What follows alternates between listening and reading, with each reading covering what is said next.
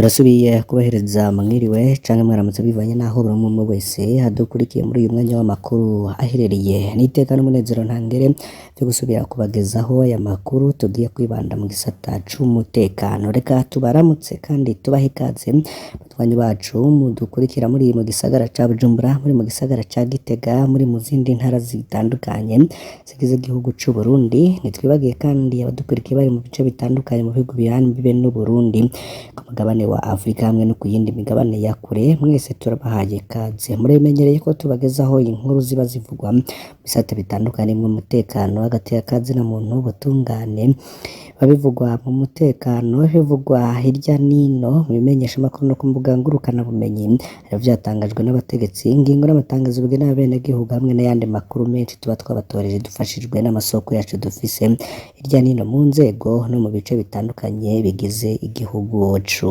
Burundi. Amerika yaburiye abanyamerika ko hari ibice mu Burundi bakwiye kwirinda kugenderamwo kubera ikibazo c'umutekano muke. Aha ni nk'aho zisoko nkuru ya Bujumbura hamwe n'intara zegereye ishamba cimeza rya Kibira nk'intara ya Cibitoke, intara ya Bubanza hamwe n'intara ya Mugenga. Ubuserukizi bwa Leta Zunze Ubumwe za Amerika mu Burundi rero ukaba bumenyesha ko hari amakuru bufise yo kwizera ko mu bibanza bimwe bimwe umutekano ushobora guhungabana umwanya uwo ari wo wose. Ubwo buserukizi rero bukaba bwaburiye Amerika baba mu Burundi ko bomera amagabo bakirinda kuja mu bibanza biteye amakenga. Igihugu ca Amerika rero kikaba cerekanye mu itangazo cashize ahabona ko bimwe muri ivyo bibanza ari hagati mu gisagara ca Bujumbura ahahoze isoko nkuru ya Bujumbura imaze imyaka irenga 10 ihiye, ubu hakaba hari umusaka. Ubuserukizi bwa Amerika rero bukaba buvuga ko hashobora kuba ubwicanyi bukomeye bw'itegwa ry'ibisasu vy'amagrenade. Ibindi bibanza rero Amerika ibona ko umutekano ari muke cane ni nko mu ntara ya Cibitoke na Bubanza zihanuriwe n'ishamba cimeza rya Kibira. Iryo tangazo rya Amerika rero ikaba yemeza ko ico gice kimaze imisi kiberamwo imirwano y'abitwaje ibirwanisho batazwi, ndetse hakiyongera ko n'intara ya Muramvya nayo nyene ihanuriwe n'ishamba rya Kibira. Ubugizi bwa nabi rero bukaba bushobora no gukorwa hisunzwe amatohoza yakorwe n'inzego z'iperereza rya Amerika, harimwo ubwicanyi, hakabamwo kunyuruza abantu, harimo kwiba imodoka, harimwo ibitero vy'ibisasu, harimo ubusuma bw'abitwaje ibirwanisho hamwe n'ayandi mabi ashobora gukorerwa mu gisagara ca Bujumbura. Amerika rero ikibutsa ko abakora ubwo bugizi bwa nabi akenshi babangamira abanyamahanga baronderamwo amafaranga y'agaciro hamwe n'ibindi. Itangazo ry'ubwo buserukizi bwa Amerika rikaba ryerekana ko igipolisi c'u Burundi gifise uburyo n'ubumenyi buke kugira ngo kigwanye canke gikinge ayo mabi ataraba. Radio Ijwi rya Amerika rero rivuga ko ryahamagaye n'umuvugizi w'igipolisi kugira ngo ico bivuze ko ariko mu gihe bategura iyi nkuru Pierre Nkurikiye avugira igipolisi c'u Burundi ntiyari yabishura. Amerika rero ikemeza ko intureka za politike zihitiye mu Burundi zacuresha, ariko ko hasigaye ubwicanyi ngo bushobora no gukorwa umwanya n'umwanya n'abantu batazwi, ndetse hakiyongera ko kunyuruza abantu vyimanagoje muri iyi minsi bivanye n'ibiriko birakorwa n'iperereza ko abantu bariko barafatwa ndetse bazira ubusa.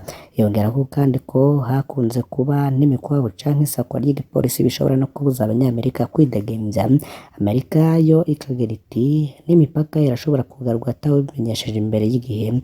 Ubuserukizi rero bukaba buvuga ko Leta ya Amerika ifise ubushobozi buke bwo gutabara no kunyarukira ahobera ingorane ku banyamerika aho yo bari hose. Abanyamerika rero bakaba basabwa ngo kudatembera mw'ijoro no kutarenga igisagara ca Bujumbura guhera isaha 12 z'umugoroba hamwe no mu twenzi imbere y'isaha 12.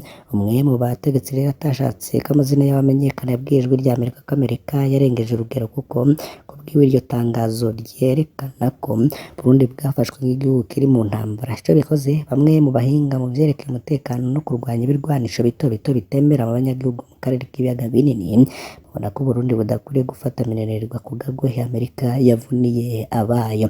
Radio Ijwi rya Amerika rero rikaba ryashatse kumenya ico leta y'u Burundi yoshikiriza kuri iryo tangazo ry'ubuserukizi bwa Amerika. Umuvugizi wa leta Prosper Ntahorwamiye ico gihe yishuye ko atakiririye bivuga ko, ndetse Ijwi rya Amerika rikaba ryaramubajije insiguro yoha ayo makenga ya Amerika, akaba yasigura ko ataco leta y'u Burundi iragira gushikiriza. Gusa rero amashirahamwe yigenga avuga ko ibihugu vyose bwose ubuserukizi bwa Amerika bwagiye buragabisha abanyagihugu babwo ko iyo barabwa baba bufise amakuru akwiye ko ubwicanyi bushobora kuba. Ubuserukizi bwa Amerika rero bukaba bwarasiguye kandi ko umutekano muke uri mu buseruko bwa Kongo bishobora kubangamira umutekano mu Burundi mu bice ivyo bihugu bitatu ari vyo Burundi, u Rwanda na Kongo bihuriyeko. Ikiganiro yaheruka guha abarundi mu kwezi umukuru w'igihugu yatangaje ko icugu ari nyabagendwa kandi ko umutekano wifashe neza mu mpande zose z'ubutaka bw'u Burundi. Mbese Ndayishimiye yanagabishije rero abashaka guca intege bashaka kuzana imitahe yabo mu Burundi canke abagishaka kwambika isura mbi canke abagishaka kwambika amabi igihugu arongoye kuva mu mwaka w'2020. Leta zunze ubumwe za Amerika mu itangazo ryayo ry'uno munsi rikaba kandi ko abanyamerika ko n'igisata c'ubuvuzi kitifashe neza ko baramutse bagiye mu Burundi bo kwigengesera kuko hari serivisi batubona.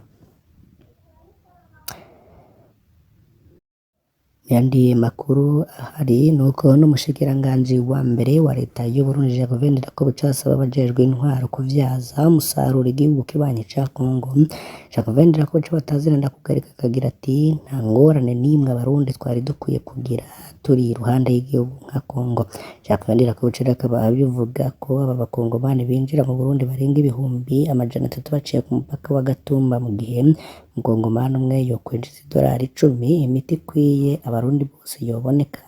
Ibi rero ikaba yarabitangaje ku munsi w'ejo mu ruganda rwo guhanahana ivyumviro ku rudandazwa njabukamazi hagati y'igihugu ca Repubulika ya Demokarasi ya Kongo hamwe n'u Burundi. Ku munsi w'ejo igenekezo rya 9 Myandagaro 2024 ubushikiranganji bw'ubudandaji bukaba bwaratunganije n'uruganda rwo guhanahana ivyumviro ku ngingo zofatwa kugira urudandazwa njabukamazi hagati y'u Burundi na Kongo rutera imbere. Iyo nama rero ikaba yaruguruwe n'umushikiranganji wa mbere Jacques Ndirakobuca.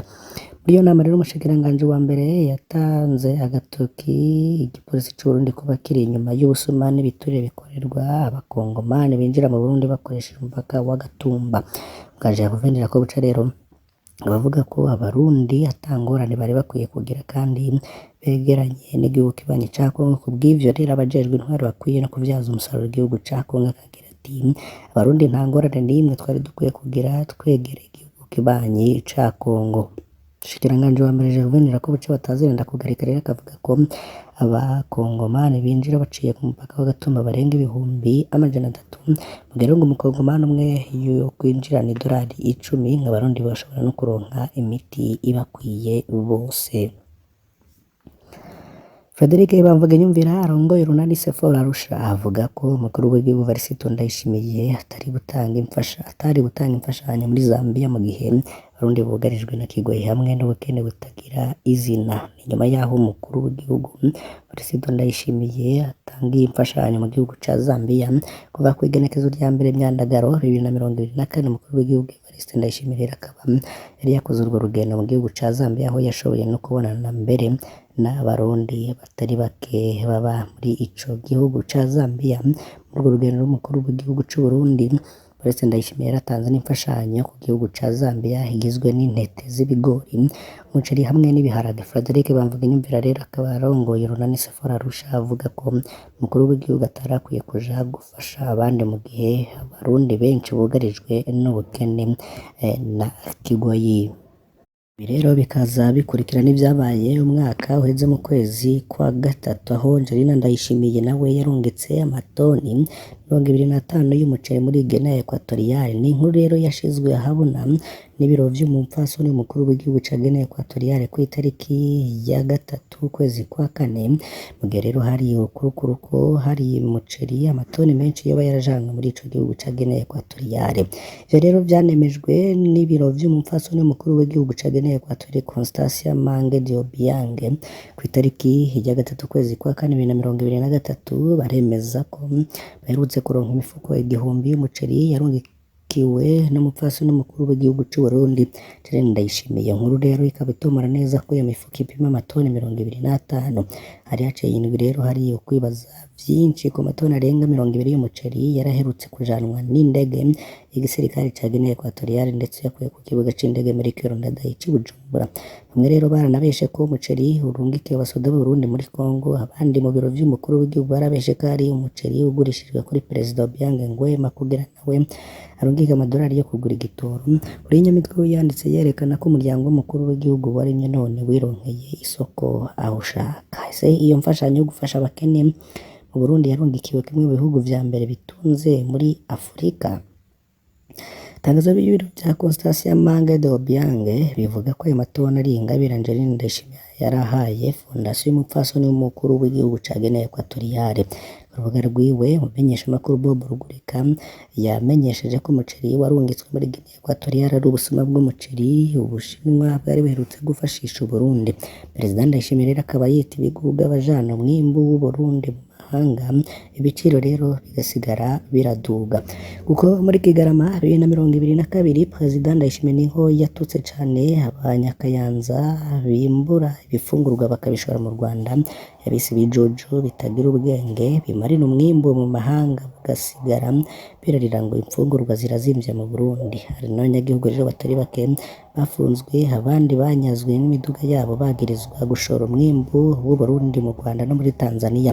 Umupfasoni mukuru w'igihugu we akagaba amatoni y'imfungurwa mu gihe inzara mu Burundi, mu gihe rero kandi n'ibiciro vy'ifungurwa biguma biduga. Ico gihe rero naho niko vyari vyifashe ngo biratangaje cane ko n'abategetsi b'Urundi bava gusaba imfashanyo z'imfungurwa batarazi umurundi n'umwe bagaca batangura kuzipakira indege bazishira abadakenye. Guinea Equatoriale tubibutse ko ari kimwe mu bihugu vya mbere bitunze muri Afurika kubera amafaranga ikura mu bitoro. Abo ni Angeline Ndayishimiye rero kagiye gufasha asize abarundi barara ubusa. Mu minsi yeze rero niko vyoba vyaragenze, mu gihe Perezida Evariste Ndayishimiye yavuze ko atanze ingabire y'ibifungurwa mu gihugu ca Zambia. Mu gihe rero kandi yarariyo tubibutse ko ari n'abarundi benshi bagiye barafatwa bazira ubusa, bamwe bakaba barakubaguwe n'igipolisi ca Frederic Bamvuginyumvira rero arongoye Ronald Safari Arusha we akavuga ko umukuru w'igihugu Varisito Ndayishimiye atarakwiye gutanga imfashanyo muri Zambia mu gihe abarundi bugarijwe na kigoyi hamwe n'ubukene butagira izina. Ni nyuma yaho rero Varisito Ndayishimiye ku itariki ya 2 Myandagaro yakoze urugendo mu gihugu ca Zambia aho yanahaye abanyazambiya rero ibiharage, umuceri hamwe n'ibindi bigitandukanye vyo gufungura.